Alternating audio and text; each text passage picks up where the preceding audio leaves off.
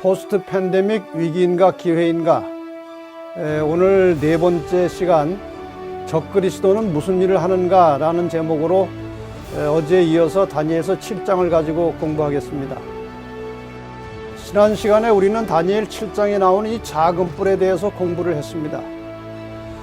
그 작은 뿔은 어제 공부하신 대로 하나님을 대적하며 하나님의 백성들을 핍박하는 적그리스도라는 사실이 확인되었고, 그가 바로 로마 카톨릭 혹은 그것을 대표하는 교황권이라는 사실을 알게 되었습니다. 저의 개인적인 해석이 아니라 종교개혁자들의 주장에 근거해서 말씀을 드리고 또 가르쳐 드린 것입니다. 저는 개인적으로 이 카톨릭이나 교황에 대해서 아무런 감정이 있을 필요가 없습니다.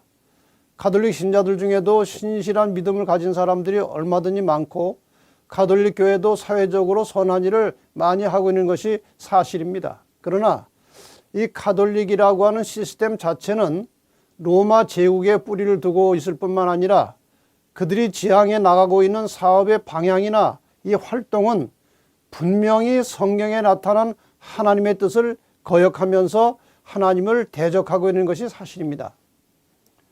역사적으로 너무나도 확연하게 드러난 일이기 때문에 아무도 그 사실을 부인할 수 없습니다.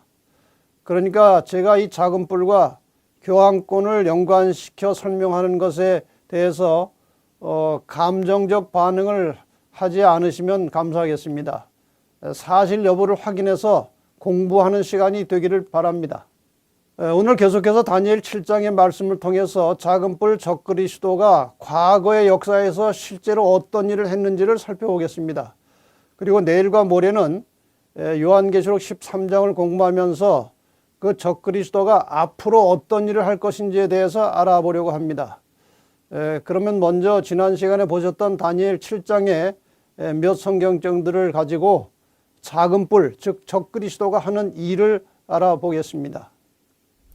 내가 그 뿔들을 유심히 보는 중 다른 작은 뿔이, 그 뿔들은 네 번째 짐승에서 올라온 10뿔을 말하는 것입니다. 그 뿔들을 유심히 보는 중에 다른 작은 뿔이 그 사이에, 그 10뿔 사이에서 나더니 먼저 뿔 중에 셋이 그 앞에 뿌리까지 뽑혔으며 이 작은 뿔에는 사람의 눈 같은 눈이 있고 또 입이 있어 큰 말을 하였느니라. 어제 이미 보셨던 말씀이죠. 계속해서 다니엘서 7장 24절과 25절에는 작은 뿔이 하는 일을 상당히 구체적으로 그러나 상징적으로 밝혀내고 있습니다. 그 10뿔은 이 나라에서 일어날 10왕이요 그 후에 또 하나, 그 작은 뿔을 말하는 것이죠. 일어나리니 그는, 이 작은 뿔은 먼저 있던 자들과 다르고 또 새 왕을 복종시킬 것이며 장차 말로 지극히 높으신 자를 대적하며 또 지극히 높은 자의 성도를 괴롭게 할 것이며 그가 또 때와 법을 변개코자 할 것이며 성도는 그의 손에 붙임받아 한 때와 두 때와 반 때를 지내리라. 이렇게 되어 있습니다. 이 성경 구절들에 기록된 이 작은 뿔이 하는 일들을 종합해서 정리하면 다음과 같습니다. 작은 뿔의 역할들. 첫째, 먼저 있던 자들과 다르다. 그러니까 먼저 있던 네 짐승이나 10뿔, 그런 나라들과는 다르다는 것입니다. 그 다음에 두 번째, 먼저 나온 10뿔 중에 3뿔을 뿌리채 뽑는다. 이게 무슨 뜻인가? 그 다음에 세 번째, 사람의 눈 같은 눈이 있어 큰 말을 한다. 그리고 네 번째, 지극히 높으신 자 하나님을 대적한다. 이 3번과 4번은 상당히 공통점을 가지고 있는 것입니다. 그 다음에 다섯 번째, 한때, 두때, 반때 동안 성도를 괴롭힌다. 그리고 여섯 번째, 때와 법을 변개코자 할 것이다. 이것이 주로 작은 뿔이 할 일에 대해서 예언해 놓은 것인데, 현재 우리 시점에서 보면 다 과거에 이 일이 이루어진 것이죠. 이러한 작은 뿔의 역할을 대략 5가지로 분류해서 하나씩 설명을 드리겠습니다. 첫째, 먼저 있던 자들과 다르다. 말씀드린 대로 먼저 있던 자들은 그 먼저 나왔던 네 짐승 혹은 네 번째 짐승에서 올라온 그 10개의 뿔, 그런 모든 왕국들과는 이 작은 뿔은 성격이 다르다는 겁니다. 어떻게 다릅니까? 여기 한 기록에 보면 이전의 나라들은 모두 정치적 군주 국가였으나 교황 로마는 정치적 절대 군주 국가이면서도 종교적 군주 국가라는 점에서 크게 다르다. 이전의 왕국들은 사람의 몸을 다스렸으나 교황은 사람의 영혼까지 다스린다. 확실히 다릅니다. 이 교황권은 정치적 군주 국가 형태를 가지고 있으면서 또 종교적 군주 국가의 모습을 가지고 있습니다. 그러니까 양면을 다 가지고 있는 것입니다. 그 다음에 계속해서 다른 나라들은 자국의 영토 내에 있는 백성들만 다스리지만 교황 로마는 영토와 민족에 관계없이 각 족속과 방언과 나라를 다스리는 범세계적인 국가라는 점에서도 다르다. 그러니까 이 로마 교황권은 이 종교적 지도자이기 때문에 자기 나라 외에도 이 가톨릭에 속한 모든 사람들을 다 다스립니다. 그러니까 범세계적인 국가라는 것이죠. 이런 점에서 이제 다르다는 겁니다. 그 다음에 10뿔 중에 3뿔을 뿌리채 뽑는다. 이것은 좀 배경 설명이 필요합니다. 교황 로마가 세상을 점령해 나가는 시기에 이 로마 교회는 2개의 교파가 대립하고 있었습니다. 하나는 아다나시우스파고 또 다른 하나는 아리우스파입니다. 그런데 교황은 이 아다나시우스파를 지지하고 있었습니다. 그러나 이 아리우스파를 지지하고 있던 헤룰리족, 반달족, 동코트족은 계속해서 교황을 반대하면서 교황을 저항하는 세력으로 여전히 남아 있었습니다. 그래서 이 교황은 동로마의 힘을 빌려서 이 세 종족을 차례로 정복하는 일을 하게 됩니다. 지금 저기 지도에서 보시는 대로 세 종족 헤룰리와 반달과 동코트는 로마 교황을 대적하는 세력이었습니다. 그래서 이 교황권은 말씀드린 대로 동로마의 세력을 빌려서 헤룰리를 493년에 정복했고 그 다음에 반달을 534년에 정복했고 그리고 마지막으로 동코트를 538년에 정복했습니다. 이렇게 해서 538년 정복 이후로 교황이 거침없이 세상을 지배할 수 있는 환경이 만들어졌다는 것이죠. 이 538년에 대해서는 여러 가지 설이 많습니다. 동코트가 530년에 망한 것이 아니고 그 이후에 망했다는 기록도 있고 한데 배경을 좀 설명을 드리겠습니다. 여기 J.B. 멜이라고 하는 역사가가 기록한 후기 로마 제국의 역사책에 보면 제18장에 이러한 내용이 기록되어 나옵니다. 아르미늄이 함락되었다는 소식이 로마에 전해지자 고트족 군대는 즉시 진영을 두르던 울타리를 불태우고 퇴각을 준비했다. 그러나 벨리사리우스는 이제 동로마로부터 파견된 장군입니다. 그들이 무사히 빠져나가는 것을 용납지 않았다. 그는 고트족 군대가 밀비아 다리를 절반쯤 건널 때까지 기다리다가 군대를 총동원해서 공격을 감행했다. 고트족의 피해는 어마어마했다. 전투 과정에서 사망한 자 외에도 티베르 강물에 빠져 죽은 자들도 많았다. 그리하여 1년 9일 동안 계속되었던 고트족의 로마 포위는 기원 후 538년 3월 중순경에 끝을 맺었다. 이렇게 되어 있습니다. 그래서 실제로 고트족이 망한 것은 538년 이후지만 고트족이 힘을 잃고 교황권이 마음대로 세력을 행사하기 시작한 것은 538년이 정확하게 맞는 겁니다. 그래서 이 538년이라는 연대는 성경 예언 해석에 있어서 아주 중요한 연대입니다. 그 다음에 작은 뿔의 역할 세 번째, 큰 말을 하며 하나님을 대적한다.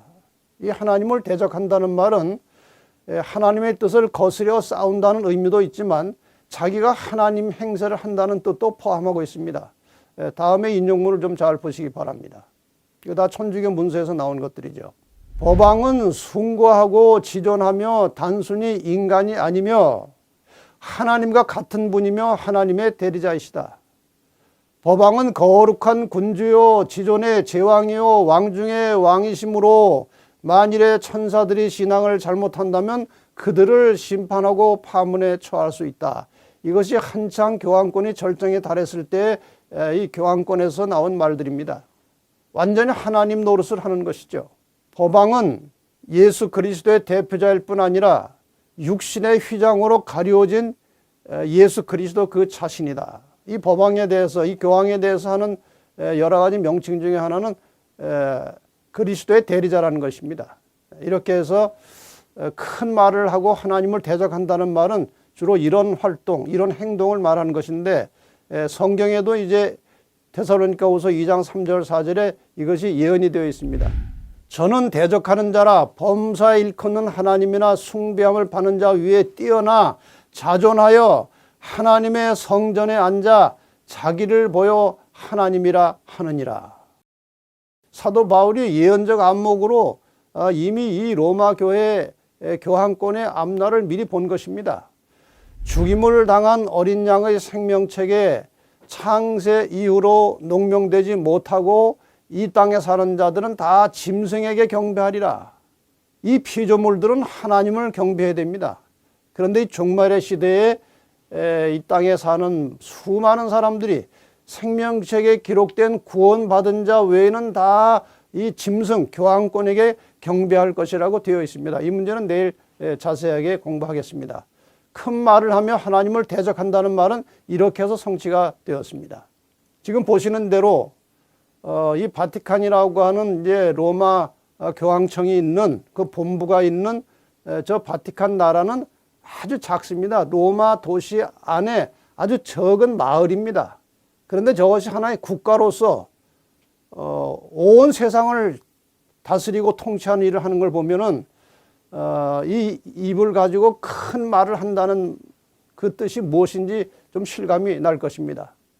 이 로마시 안에 있는 조그만 바티칸이라는 나라가 이 세상을 지배하는 것을 넘어서 하나님의 행세를 한다는 것은 확실히 이 작은 뿔이 좀 전에 말씀드렸던 대로 큰 말을 한다는 예언을 정확하게 성취하고 있는 것입니다.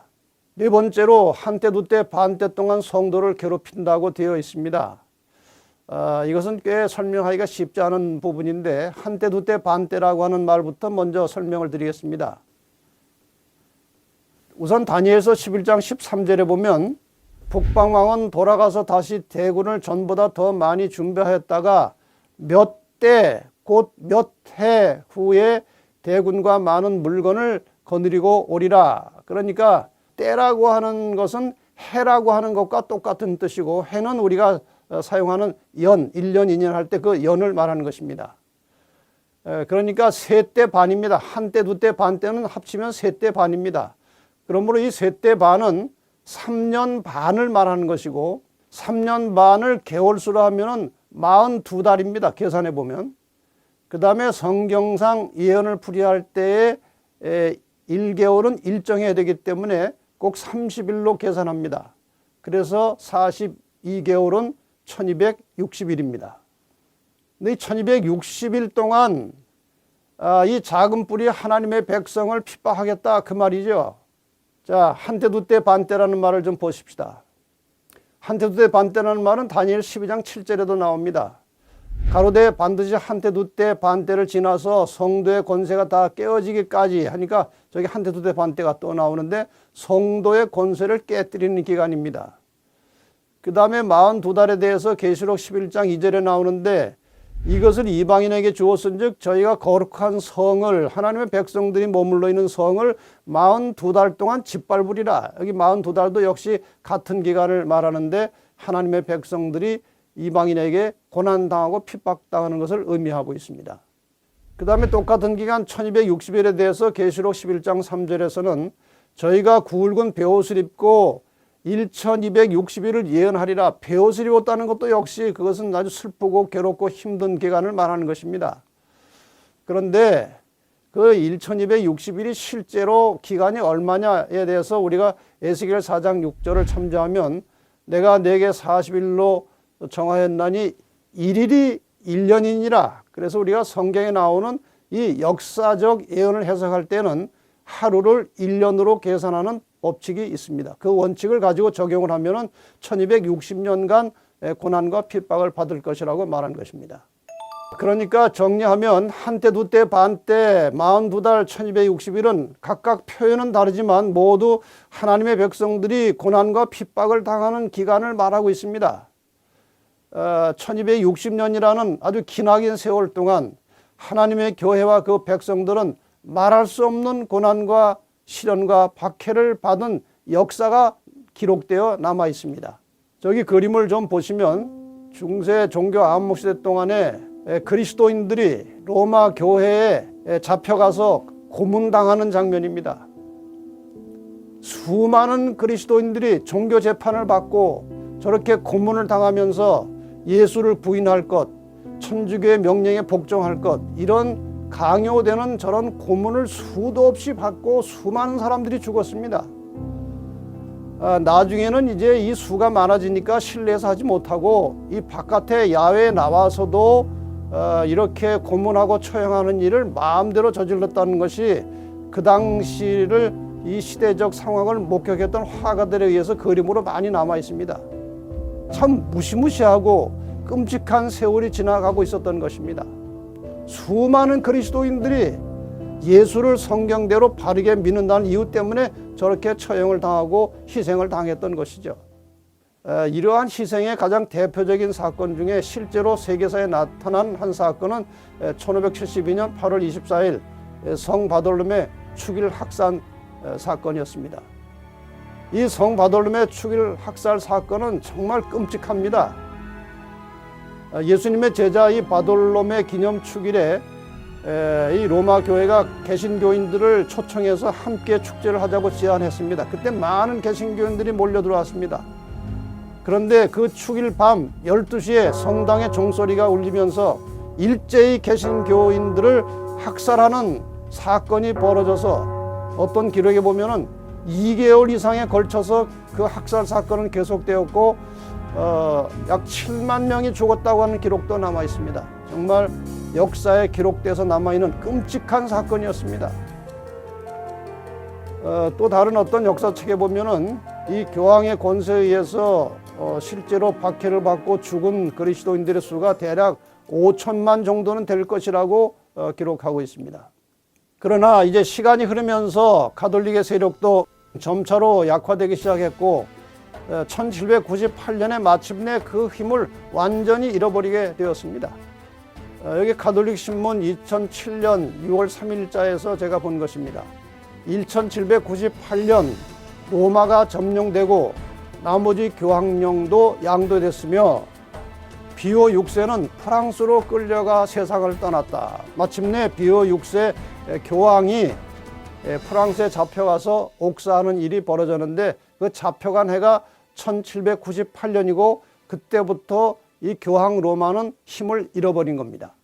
자, 그러면은 작은 뿔이 성도를 괴롭힌 기간 한때, 두때, 반때, 42달, 1261 그리고 1260년이라는 기간이 계산되어 나올 수 있습니다. 마지막 저항 세력이었던 돈코트 세력을 물리치고 정복한 538년이 이제 그 활동의 시작점으로 볼 수 있습니다. 그 다음에 방금 보신 대로 1798년에 교황이 몰락을 하게 됩니다. 그러면은 계산 정확하게 나오죠. 1798년에서 538년을 빼면 정확하게 1260년이 나오고 한때 두때 반때 동안 성도들이 괴롭힘을 당하고 박해를 당하고 고난의 세월을 보낼 것이 저런 식으로 정확하게 1260년에 한때 두때 반때 예언이 성취가 되었습니다. 자, 그 다음에 이제 마지막으로 때와 법을 변개코자 한다는 예언에 대해서 좀 살펴보겠습니다. 저건 물론 하나님과 그 백성에 관계된 것이죠. 하나님의 법, 십계명에 명시된 때가 있습니다. 하나님의 법에 명시된 때를 변개하겠다는 겁니다. 자, 하나님의 법을 우리 간략하게 좀 볼까요? 저 십계명이 하나님의 법이죠. 저 10개의 계명, 10개의 법 가운데에 때와 관계된 계명이 하나 있는데 그것이 안식일을 기억하여 거룩히 지키라. 제7일이라고 하는 때를 말하는 것입니다. 이 교황의 권세가 한 일 중에 가장 큰, 스스로 자체적으로 생각하기를 가장 큰 권세 있는 일이라고 생각하는 것 중에 하나가 저 안식일을 다른 날로 바꾸는 것입니다. 가톨릭에서 나온 문서에 의하면 가톨릭 교회는 안식일을 일주일 중 7째 날인 토요일에서 첫째 날인 일요일로 변경한 후 10계명의 셋째 계명을 고쳐 일요일을 주일로 지키라고 하였다. 자, 이 안식일이 어떻게 변경되었는가 하면은 가톨릭에서 나온 회심자를 위한 그 교리 문답서입니다. 거기에 보면 50페이지에 어느 날이 안식일인가? 저 책은 제가 가지고 있는 책입니다. 어느 날이 안식일인가? 답, 토요일이 안식일이다.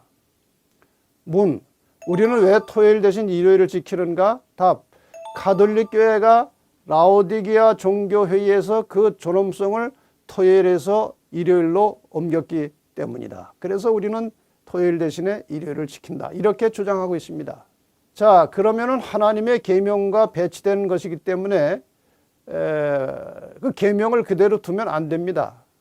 하나님의 계명에는 분명히 네 번째 안식일을 기억하여 거룩히 지키라고 명시하고 있어요. 그런데 일요일 날 예배를 드리게 되었기 때문에 천주교는 다시 십계명을 만들어서 잘 보시면 우상을 만들어 그것들을 절하지 말라고 하는 계명은 삭제됐습니다. 법을 바꾼 겁니다. 우상을 만들지 말라고 하는 말은 여러 가지 그 자신들이 하는 종교 행사에 걸림돌이 되는 거죠. 많은 우상을 만들고 있으니까요. 그래서 저것은 삭제하고 그러다 보니까 셋째 계명이 둘째로 올라오고 넷째 계명이 셋째로 올라와서 주일을 지키고 그렇게 바뀌어졌습니다. 그래서 셋째 계명을 고쳤다고 말하는 것입니다. 그러니까 하나가 이제 모자랍니다. 그래서 10번째 계명, 내 이웃의 아내나 소유를 탐내지 말라라고 하는 이 10번째 계명을 둘로 나누어서 남의 아내를 원치 말고 남의 재물을 탐치 말라 이렇게 해서 10개를 맞춰놨습니다. 그래서 하나님의 계명에서는 안식일을 주장하고 있고 천주교 십계명은 일요일을 지키라고 말합니다. 서로 다른 계명이 두 개가 이 땅에 존재하고 있는 것입니다. 그래서 이 가톨릭 교회는 하나님의 십계명을 사용하지 않습니다. 그리고 자기들이 변경해 놓은 법을 공공연하게 십계명으로 쓰고 있습니다. 제가 괌의 어느 한 천주교 입구에 세워진 비석에 십계명이 기록되어 있는 것을 보게 되었습니다. 저기 괌에 있는 한 천주교인데 저 앞에 돌비에 십계명을 새겨놨어요. 저게 그대로 그 사진입니다. 저기 왼쪽에 세 번째 계명에 보면은 Remember to keep holy the Lord's Day. 그러니까 주의 날을 기억해서 거룩히 지키라 이렇게 되어 있습니다. 아주 명확하게 기록되어 있습니다. 이와 같이 다니엘 7장에서 작은 뿔, 즉 교황권이 어떤 일을 할 것인지에 대한 예언이 역사적으로 정확하게 성취되었습니다. 참 놀라운 일입니다. 하나님이 아니시면 어떤 인간도 이러한 예언을 할 수 없을 것입니다. 사실 다니엘서 7장은 교황권이 활동을 시작한 지 약 1000여 년 전에 기록된 것입니다. 그런데 이렇게 놀랍게 성취된 것을 보면 다시 살아난 교황권이 앞으로 어떤 일을 할 것인지를 예언한 계시록 13장의 예언도 앞으로 분명히 확실하게 성취될 것입니다. 이제 내일과 모레 이제 이 계시록 13장을 통해서 중세 세계를 지배했다가 몰락했다가 다시 되살아난 교황권이 앞으로 어떤 일을 할 것인지에 대해서 이제 이틀에 걸쳐서 공부를 하겠습니다. 여러분, 기독교 신앙의 중심은 성경입니다. 모든 신조와 교리들은 성경에서 나와야 합니다. 그리고 성경 진리의 기초에서 만들어진 신조에 대해서는 목숨을 걸고 순종하는 것이 기독교 신앙의 본질입니다. 여러분, 생각을 좀 깊이 하면서 신앙생활 하시길 바랍니다. 실천하는 신앙이 되기를 바랍니다. 생각하는 신앙, 행동하는 믿음이라고 하는 저 문구를 여러분 마음속에 깊이 새겨 놓으시기를 바랍니다. 나의 신앙이 성경에 근거한 것인지 깊이 생각하고 확인을 해야 됩니다. 그전에 한번 보셨던 사도행전 17장 11절과 12절의 말씀, 베레아 사람은 데살로니가에 있는 사람보다 더 신사적이어서 간절한 마음으로 말씀을 받고 이것이 그러한가 하여 날마다 성경을 상고했다고 했습니다. 그리스도인에게는 저러한 태도가 필요합니다. 우리 모든 신앙의 근거는 성경에서 나와야 하는 것입니다. 그래서 성경 말씀을 깊이 살피고 또 연구해서 하나님의 뜻이 무엇인지를 밝히 깨닫는 신앙이 필요하다는 것입니다. 진리를 발견하면 즉각적으로 순종하는 믿음이 필요합니다. 베드로전서 1장 22절에 보면 너희가 진리를 순종함으로 너희 영혼을 깨끗하게 하여 거짓이 없이 형제를 사랑하게 이르렀다고 말씀하십니다. 진리는 순종하라고 있는 것입니다. 여러분이 성경을 깊이 살펴서 또 예언을 깊이 연구해서 확인이 되고 확실한 믿음이 있으면 순종해야 되는 것입니다. 그 말씀을 따라서 살아야 되고 행동을 해야 되는 것이에요. 질문을 3가지 드리겠습니다. 첫째, 당신은 기독교인으로서 성경의 진리를 찾고 계십니까? 당연히 그렇게 해야 되죠. 두 번째, 진리를 발견하면 진리를 순종하는 일에 희생할 각오가 되어 있습니까? 진리를 순종할 때는 희생이 필요합니다. 그러니까 그리스도인으로서 살 때는 자기를 희생할 각오가 되어 있어야 하는 것이죠. 어느 정도 희생인가? 질문 3. 그 희생이 죽음이라면 목숨까지 내버릴 만한 순교자의 신앙을 가지고 계십니까? 이게 기독교 신앙의 근본입니다. 마태복음 10장 39절에 보면 자기 목숨을 얻는 자는 잃을 것이요 나를 위하여 자기 목숨을 잃는 자는 얻으리라고 말씀하셨습니다. 이게 성경이 말하는 죽음과 생명의 원리입니다. 목숨을 얻고자 하는 자들은 잃을 것이고 목숨을 걸고 하나님께 순종하는 자들은 생명을 얻겠다, 그 말씀이에요. 마태복음 16장 24절에 이렇게 예수님께서 제자들에게 말씀하셨습니다. 아무든지 나를 따라오려거든 자기를 부인하고 자기 십자가를 지고 나를 쫓을 것이니라. 십자가를 지고 쫓아가는 그 마지막은 죽음이에요. 예수님께서 십자가 지고 가시다가 마침내 돌아가셨듯이 우리에게 십자가를 지라고 하는 것은 목숨을 내놓고 예수님을 따르라는 그런 뜻입니다. 제가 부활절, 한국에서 시행하고 있는 부활절 행사에서 십자가를 메고 그 행진하는 모습을 잠깐 그 그림으로 본 적이 있습니다. 이 부활절 행사에 이제 십자가를 메고 행진하는데 제가 얼굴을 가려놨습니다만 전혀 힘든 얼굴 표정이 아니에요. 그래서 어떻게 저렇게 무거운 십자가를 쉽게 가지고 가고 있을까 봤더니 십자가 밑에 바퀴를 달아놨어요. 십자가를 지고 가는 것이 아니라 끌고 가는 것입니다. 다른 곳에서도 마찬가지였습니다. 여러분, 오늘날 그리스도인들이 십자가를 지지 않고 아주 편리하게 신앙하고 있습니다. 이것은 하나님이 원하시는 신앙이 아닙니다. 로마서 8장 17절에 보면은 자녀이면 또한 후사 곧 하나님의 후사요 그리스도와 함께한 후사니 우리가 그와 함께 영광을 받기 위하여 고난도 함께 받아야 될 것이니라 그랬습니다. 마지막에 우리에게 주어지는 그 엄청난 영광, 그 영원한 생명, 하나님과 함께 영원히 사는 그 특권, 이 모든 영광을 받으려면 예수님과 함께 고난도 받으라고 말씀하십니다. 십자가를 지는 것은 주님처럼 사는 것입니다. 내가 편한 대로 사는 것이 아니라 우리 주님의 뜻대로 사는 것입니다. 진리를 발견하고 하나님의 뜻을 깨달으면 그 길이 아무리 힘들어도 어떤 희생을 치르고서라도 그분의 뜻을 따라 순종하는 것이 십자가를 지는 것입니다. 십자가를 지고 가는 길은 힘들고 거친 고난의 길이지만 마지막에 도달하는 곳은 영광의 면류관이 준비된 곳입니다. 주님께서 십자가를 지고 가시다가 마침내 돌아가셨듯이 진리이신 주님을 따라 산다는 것은 목숨을 포기하는 것입니다. 누구든지 제 목숨을 구원하자면 잃을 것이요 누구든지 나를 위하여 제 목숨을 잃으면 찾으리라고 말씀하셨습니다. 십자가를 진다는 것은 주님과 함께 십자가에 못 박히는 것입니다. 그래서 자아가 죽을 때에 평강이 있고 위로가 있습니다. 십자가를 지는 것은 주님만 바라보고 사는 것입니다.